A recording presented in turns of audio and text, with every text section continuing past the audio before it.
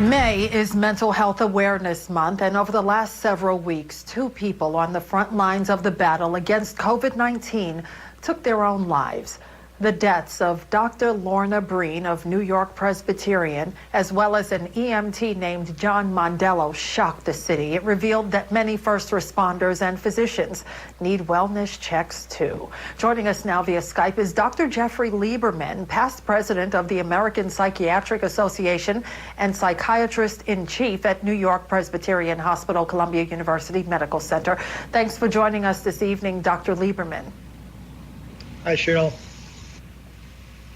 Thank you for being here. Let's start with warning signs of someone who is suicidal, especially someone who has not been diagnosed with mental illness.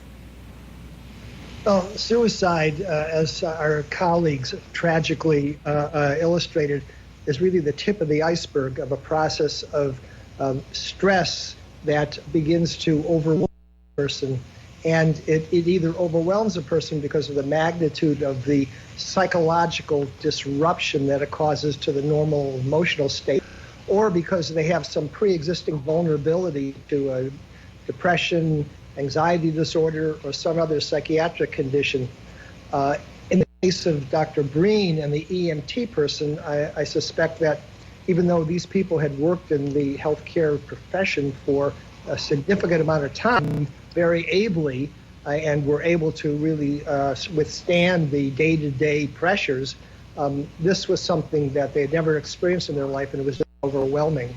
And the way it begins to manifest is that it affects a person's mood in that they can't, like, normally approach their work and carry it out without feeling pain or anxiety or worry. Also in the evening, it's hard for them to sleep, and they're not able to maintain the same kind of interaction with other people as they ordinarily would. So if you're a family member of a person that's in the line of fire, such as healthcare providers are for this, you watch to see if their normal state of mind, their normal manner of behavior is changing, if they're more irritable, more withdrawn, more despondent, and then if they're having difficulty sleeping, or if in the extreme sense, they may even begin to stop eating and losing weight. Wow.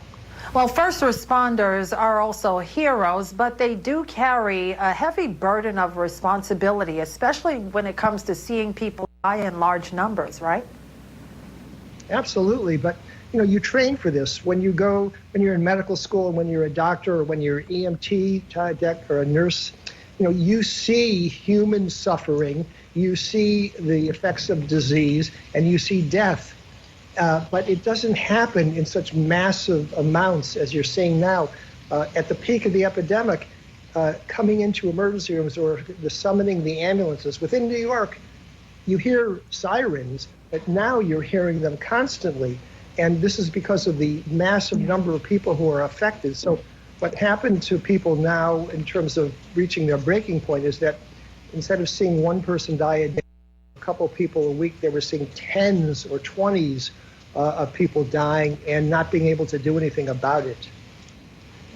Yeah, and do you think the city, Dr. Lieberman, is providing enough mental health resources for healthcare workers and other first responders? Well, absolutely not. I mean, no place is. First of all, mental health care has always been something which has been too limited to provide optimally for the population, the American population, the New York City's population, mental health needs. There wasn't enough to go around. But in addition, you don't have mental health care services that are abundantly in place within healthcare systems normally, because people don't need it. They're strong, they're resilient, they can manage what they do. It's there for individuals that need it in the place of, employee health or workplace environment programs, but it's not something that's actively pushed out and omnipresent. But in this situation now, because of the strain that the emergency room physicians and nurses, the ICU people, the medical step-down units, this is something we're now actively putting in place and providing to them on a multiple time per week basis. And I think this is going to be something that's going to need to be done for the foreseeable future. Okay, thank you for sharing your thoughts, Dr. Jeffrey Lieberman of New York Presbyterian.